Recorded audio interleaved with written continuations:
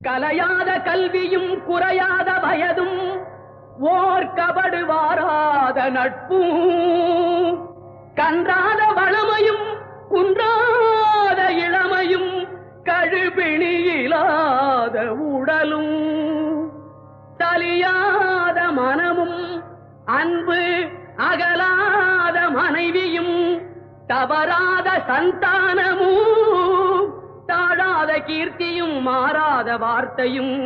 தடைகள் வாராத கொடையும்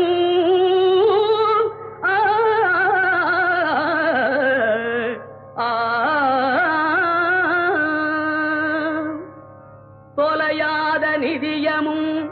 கோணாத கோலும் ஒரு துன்பமில்லாத வாழ்வும் புய்யனின் பாதத்தில் அன்பும்